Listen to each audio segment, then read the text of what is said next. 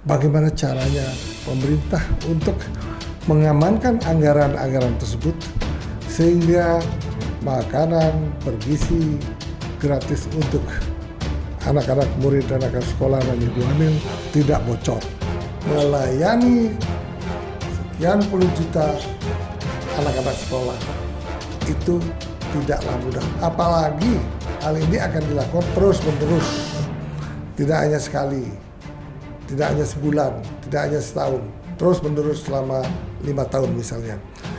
Nah,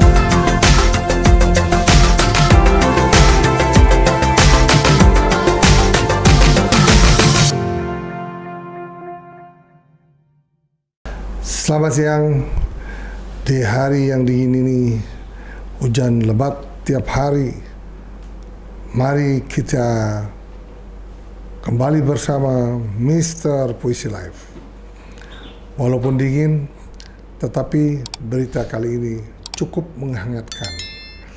Kenapa kita mau membahas mengenai anak-anak murid dan anak-anak sekolah yang akan mendapatkan makanan bergizi gratis untuk mencerdaskan anak bangsa. Tetapi makanan gizi gratis ini tidaklah mudah untuk mengorganisir bagaimana caranya pemerintah untuk mengamankan anggaran-anggaran tersebut sehingga makanan bergizi gratis untuk anak-anak murid dan anak sekolah dan ibu hamil tidak bocor. Bagaimana caranya tidak bocor? Perlunya dikaji secara menyeluruh, secara seksama, sehingga anggaran tersebut efektif. Kemudian anak-anak sekolah pun mendapat makanan yang memenuhi persyaratan untuk kesehatan, untuk makanan bergizi, sehingga output daripada program ini nantinya akan mendapatkan anak-anak yang cerdas, yang tidak mengalami stunting. Untuk itu, tidak berlebihan, rasanya kami, Mr. Puisi Live, ingin membahas juga masukan-masukan dari para pakar politik di negeri ini. Seperti banyak yang dibicarakan oleh orang-orang, di mana makanan bergizi gratis itu distribusinya tidaklah mudah. Untuk menghindari kebocoran-kebocoran, bagaimana cara pemerintah untuk mengelola hal ini?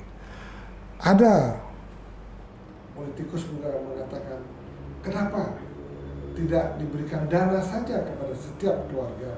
Misalnya keluarganya mempunyai anak sekolah 3 orang, dikasih 3 orang kali sekian, kali 30 hari, segitu dia mendapatkan dana.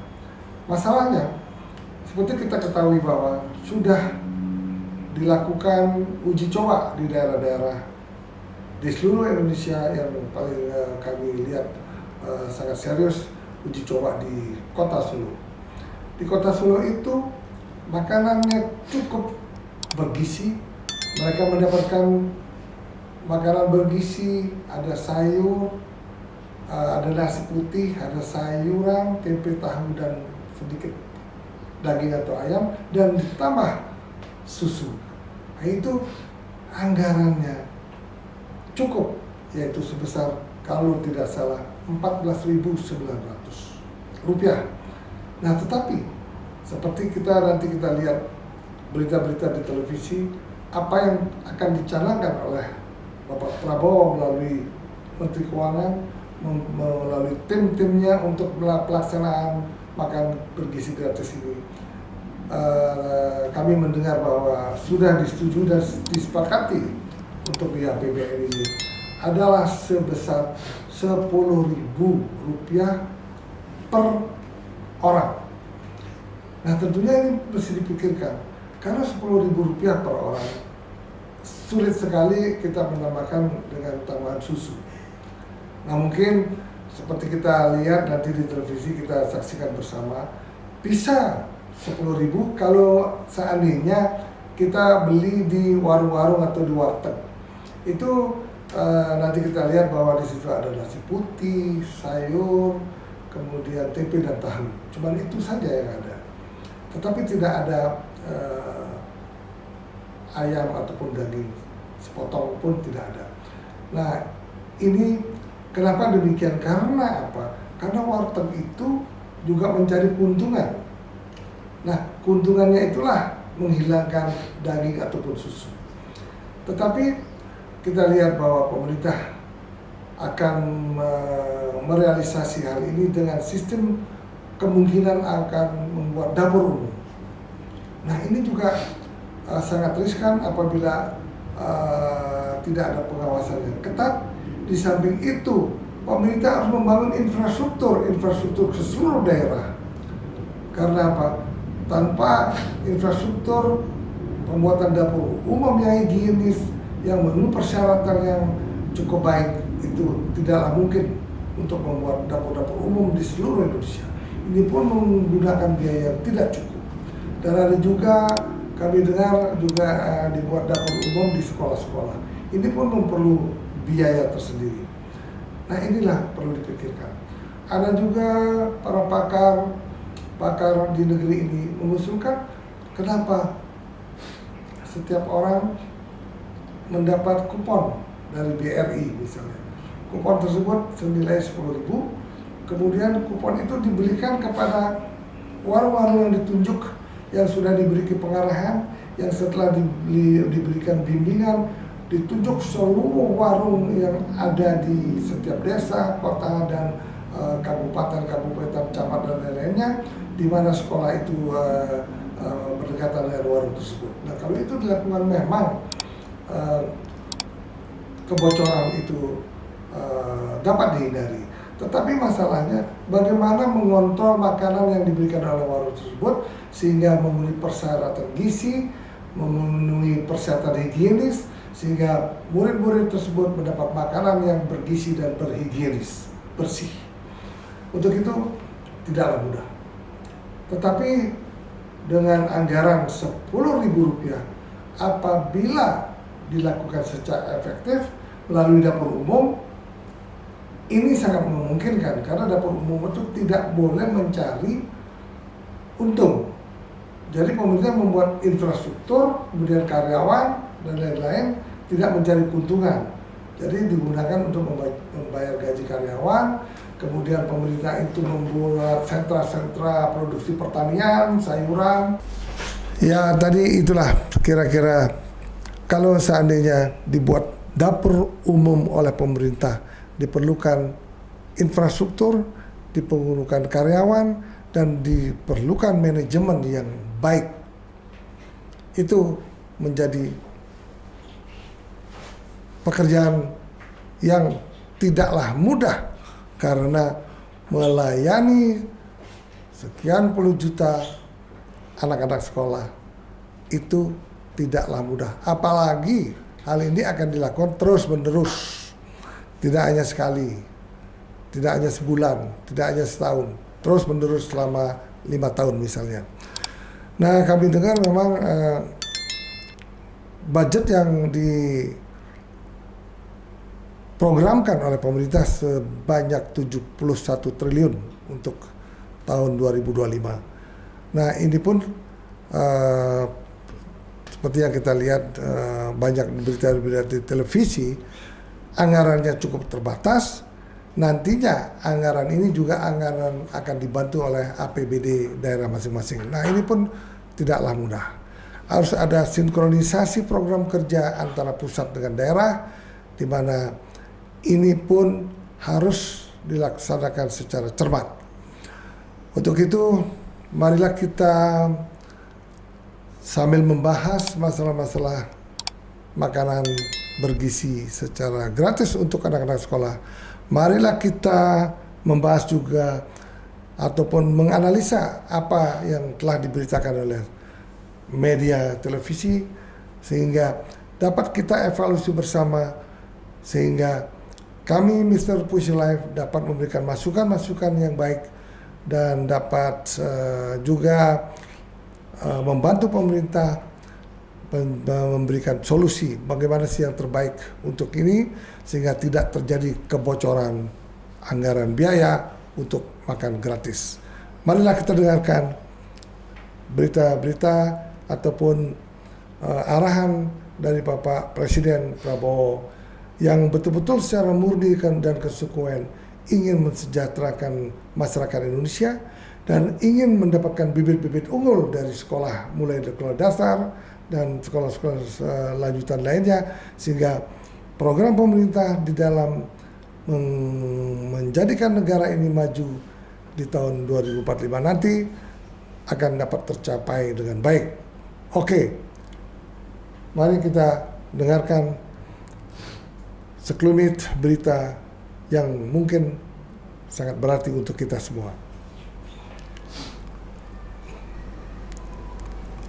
Rata-rata minimumnya atau rata-rata saja kita ingin memberi indeks per anak per ibu hamil itu Rp10.000 per hari kurang lebih. Kita ingin 15.000 tapi kondisi anggaran mungkin 10.000 kita hitung untuk daerah-daerah itu cukup bermutu dan bergizi. Presiden Prabowo mengumumkan biaya makan bergizi gratis sebesar Rp10.000 per hari dari sebelumnya dialokasikan Rp15.000 per porsi. Keputusan diambil dengan mempertimbangkan keterbatasan APBN 2025. Sebelumnya, program makan bergizi gratis yang jadi andalan Prabowo Gibran dipastikan tetap Rp15.000 per porsi. Hampir sama seperti kemarin yang ada di Sentul. Sama 14.900. Nanti ini kan berjalan sampai Oktober, tiap hari menunya beda. Nah, ini kita pastikan sekali lagi kosnya di antara 15 ribuan itu. Program makan bergizi gratis telah diuji coba di sejumlah daerah. Saat uji coba di Solo dengan harga Rp14.900 per porsi, menu yang didapat ada nasi putih, sayur cah sawi, ayam goreng, pisang, dan susu. Wapres Gibran juga sempat meninjau uji coba makan bergizi gratis di Sekolah Dasar Negeri 1 Palangkaraya, Kalimantan Tengah, 5 November lalu. Menu yang dibagikan saat itu berisi nasi, sayur oseng, ayam goreng, pisang, telur, serta susu kotak. Lalu, apa menu makanan yang bisa didapat dengan harga Rp10.000 per porsi? Kira-kira kalau harga makanan Rp10.000 ini kira-kira udah dapat makanan apa aja ya? Langsung aja kita coba. Ini ya Bu ya, udah dapat. Nah, saudara, ini udah dapat 2 versi nih. Ini aku tunjukin ya. Jadi kalau misalkan makan di warung, ini bisa dapat sayur, sambal, sama tahu, begitu. Nah, tapi kalau misalkan versi satunya lagi seperti ini juga bisa kalau pakai kentang, cuman nggak dikasih sayur sama ibunya. Jadi ini sudah pas 10.000 dengan tahunya. Jika di Jakarta Rp10.000 hanya mendapat nasi putih, sayur, dan tempe atau tahu, bagaimana di daerah Indonesia bagian tengah dan timur? Sekarang saya sedang berada di Kota Makassar. Dengan uang Rp10.000 ini kira-kira saya bisa dapat apa aja untuk makan siang? Ikuti saya, kita tanya-tanya langsung. Ya saudara, ini merupakan menu makan siang saya. Kalau di Kota Makassar 10.000 kita sudah dapat paket komplit. Ini ada nasi, tentu saja sebagai sumber karbohidrat. Terus kemudian juga ada sayur-sayuran untuk sumber segala macam vitamin. Dan juga ada tempe dan telur untuk protein. 10.000 di Kota Makassar sudah komplit. Bagaimana dengan di Sorong, Papua Barat? Nah saudara, saat ini saya sudah berada di salah satu warteg di Sorong, Papua Barat Daya. Kita akan melihat seporsi makanan dengan uang Rp10.000. Apakah seporsi makanan ini sudah memenuhi gizi anak atau tidak? Nah saudara, ini seporsi makanan dengan harga Rp10.000 di warteg, salah satu warteg di Sorong, Papua Barat Daya. Menurut peneliti senior Indef, meski anggaran diturunkan menjadi Rp10.000 per porsi, tak akan cukup memenuhi target makan bergizi gratis. Dan ini saya khawatir kalau dengan anggaran 10.000 itu tidak akan cukup untuk menyediakan program sebesar ini, apalagi kita tahu ada sekitar 30.000 titik layanan dengan ada katakanlah 1 titik 3 ahli gizi, 46 juru masak dan 1 manajer, maka tentu saja itu membutuhkan anggaran yang jauh lebih besar ya. Dan kalau kita lihat tadi komposisinya, gizinya itu terdiri dari kombinasi bisa ayam, garis miring telur, nasi, sayur, dan susu. Nah ini kalau kita bedah lagi, mungkin semurah-murahnya tadi yang tadi juga dicontohkan itu rasanya untuk gizi yang berbasis hewani rasanya 10.000 masih kurang ya. Baik. Anggaran makan bergizi gratis telah dimasukkan dalam APBN tahun 2025. Besarannya adalah 71 triliun rupiah. Menurut Badan Gizi Nasional, seluruh program ini akan membutuhkan sekitar 400 triliun rupiah. Di tahun pertamanya, program yang menyedot anggaran 71 triliun rupiah memiliki target memberikan makanan bergizi kepada 82,9 juta anak Indonesia. Presiden Prabowo Subianto menegaskan ke Kabinet Merah Putih untuk mendukung kelangsungan program makan bergizi gratis. Saat rapat Kabinet Perdana 23 Oktober lalu, Presiden bahkan meminta menteri yang tak setuju dengan program tersebut keluar dari pemerintahannya. Tim Liputan, Kompas TV.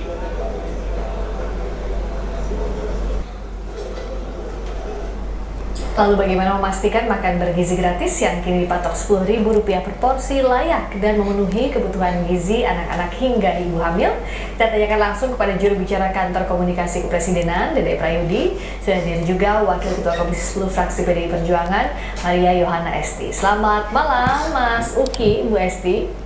Selamat malam Mbak Rizka, Bu Esti. Selamat malam, saya ke Mas Uki dulu. Jadi sampai turun akhirnya ke 10.000, itu kendala budget seperti apa? Dan apakah ini sudah bisa jadi solusi? Artinya solusinya itu bisa mencakup juga kualitas dari anggaran untuk proporsi makan bergizi gratis ini? Ya, yang pertama-tama harus ditekankan adalah ada tiga kondisi wajib yang harus dipenuhi dan tidak bisa ditawar-tawar. Yang pertama adalah kecukupan gizi. Jadi di sini sudah ditakar ya, kalori minimal 600 sampai dengan 700. Lalu juga ada karbohidrat misalnya, lalu juga ada protein, dan Pak Prabowo juga telah menginstruksikan agar di sana harus ada yodium dan juga zat besi. Itu ya, kecukupan gizi dan juga pendidikan dan juga literasi tentang gizi. Yang kedua adalah higienitas, dan yang ketiga adalah tata kelola limbah yang berkelanjutan. Nah, pada awalnya kita tetapkan 15.000 karena Indonesia baru saja bergabung dengan yang disebut School Meal Coalition di bawah UNICEF atau sebuah agensi perserikatan bangsa-bangsa. Nah, di sana memang ditetapkan itu 15.000 atau $1 ya, $1 per hari per anak. Nah, setelah menjalani uji coba sekitar 10 bulan, maka di sini dapat kita temukan atau kami temukan itu cara-cara untuk meningkatkan efisiensi. Jadi tidak ada anggaran yang diturunkan, tetap 71 triliun seperti yang sudah disepakati oleh kawan-kawan di DPR. Akan tetapi setelah kami melalui serangkaian uji coba ya, kemudian kami menemukan cara-cara efisiensi. Nah, ini cara efisiensinya misalnya seperti apa? Nah, tadi saya sudah melihat ya, kawan-kawan dari Kompas TV ya melakukan tanya jawab dengan rumah makan, atau kalau yang saya sangka ini adalah warung Tegal ya, warteg. Dia warteg, betul. Nah, ini kan kalau misalnya ini kan ya, di sana sudah membayar keuntungan buat si pedagang. Kita juga sudah membayar misalnya biaya kebersihan atau biaya keamanan untuk si pedagang. Kita juga sudah membayar keuntungan ya dari si pedagang bahan baku di pengecer. Kita juga sudah membayar keuntungan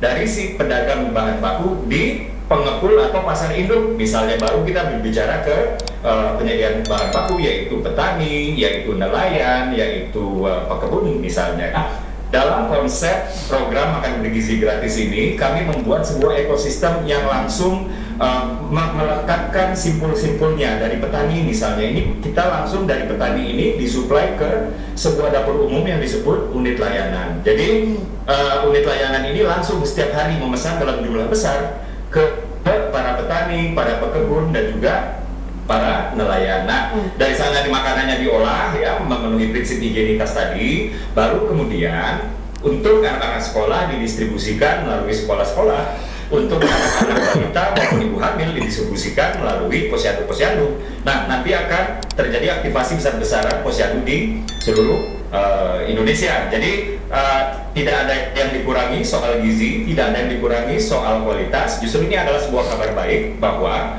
uji coba yang dilakukan itu telah membuka cara-cara baru untuk meningkatkan efisiensi. Nah, sekarang memang sedang digodok ya, kira-kira kalaupun ada selisih ini untuk diapakan. Apakah misalnya ini kan tahun pertama ditargetkan itu 40% dari 82 juta penerima manfaat, nanti di 2029 kan 82 juta.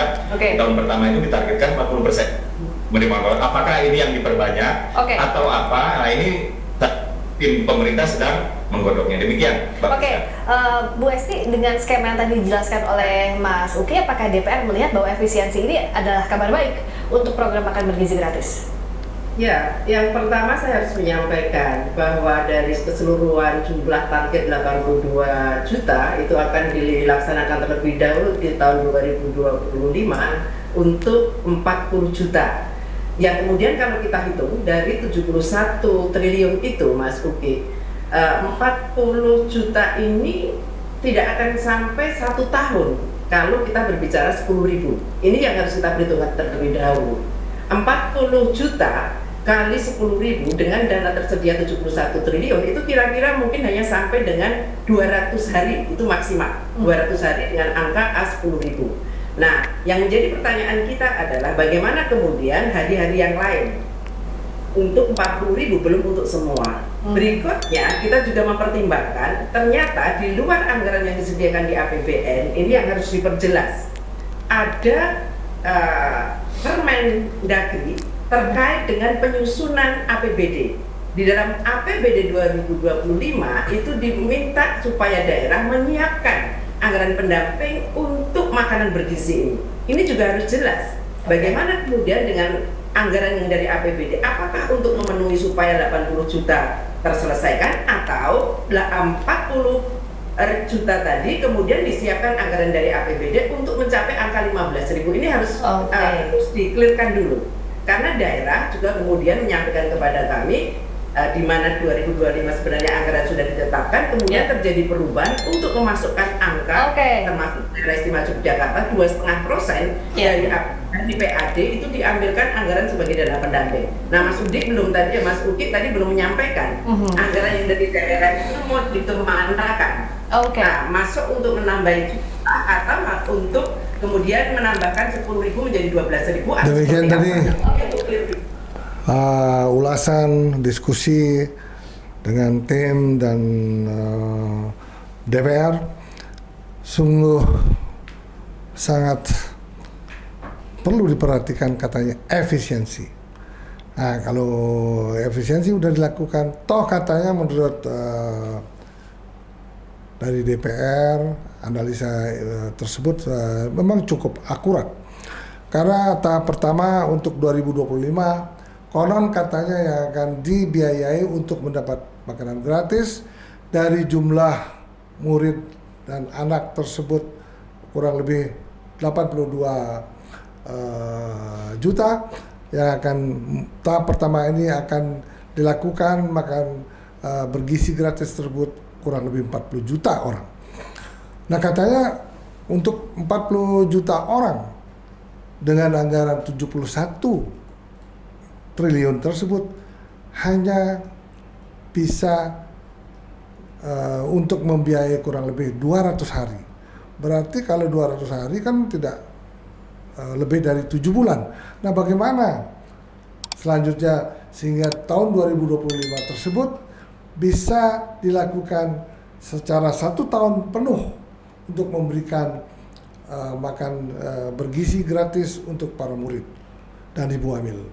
Itu yang menjadi kendala. Ya, mudah-mudahan karena ini belum dilaksanakan, kemudian akan dilaksanakan mulai tahun 2025. Mudah-mudahan ada jalan keluar yang baik sehingga program yang harus didukung oleh semua pihak di negeri ini di dalam rangka mencerdaskan anak bangsa untuk menuju kemajuan Indonesia ke depan, perlu kiranya ini harus didukung secara penuh oleh semua kalangan, baik DPR, kementerian, karena ini merupakan program pemerintah Bapak Prabowo Subianto yang sudah diinformasikan sejak beliau melakukan kampanye dan sehingga beliau juga memenangkan Pilpres yang lalu. Marilah kita berbesar hati. Kita juga ingin melihat betapa pentingnya program ini. Untuk itu, marilah program efisiensi yang dicanangkan oleh pemerintah sehingga program makan bergizi gratis ini dapat betul-betul terlaksana dengan baik. Tentunya anggaran 10.000 per orang, tentunya setelah kita lihat informasi tadi di televisi, berita-berita yang ada, rasa-rasanya 10.000 itu belum mampu memberikan makan yang bergizi cukup. Nah, kemungkinan kalau 15.000 rasanya makanan yang bergizi dan cukup dan mendapatkan susu itu rasanya bisa mencapai target untuk mencerdaskan anak bangsa. Lebih-lebih mungkin di Jakarta, nah, mungkin itu jauh lebih mahal bila kita bandingkan dengan daerah-daerah terpencil di Indonesia. Tentunya tadi juga dikatakan pembuatan infrastruktur, pembuatan organisasi, memberdayakan lagi posyandu-posyandu di seluruh daerah di Indonesia tidaklah mudah apabila tidak terjadi pengawasan yang melekat. Bapak-bapak, ibu-ibu, para hadirin, para mahasiswa, pelajar, dan para aktivis DPR dan seluruh masyarakat Indonesia, marilah kita dukung program ini sehingga program ini dapat mewujudkan cita-cita Bapak Presiden itu sendiri, yaitu untuk mencerdaskan anak bangsa. Dan nanti dalam 10-20 tahun yang akan datang, negara Indonesia akan diisi oleh anak-anak yang cerdas karena mereka telah mendapatkan makanan bergizi sejak SMP. Untuk itu, untuk memperjelasnya, mungkin untuk berita-berita selanjutnya kita menunggu juga berita dari pemerintah sehingga ada way out yang baik, sehingga ada efisiensi yang baik, sehingga program makanan gratis untuk para mahasiswa dan ibu hamil dapat berjalan dengan baik. Para hadirin sekalian, marilah kita berbangga, mudah-mudahan program di tahun 2025 salah satunya makanan gratis untuk para anak-anak sekolah dapat berjalan dengan lancar. Untuk lebih baik nanti, marilah kita akan juga membuat berita-berita yang baik untuk pemerintah. Demikian juga kalau memang ada hal-hal yang kurang baik, kami juga bersedia mengkoreksi pemerintah secara positif sehingga koreksi ini jadikan masukan bagi para pemangku kepentingan pada pemimpinan bangsa ini sehingga semua program yang dijalankan oleh Bapak Prabowo dapat berjalan dengan baik.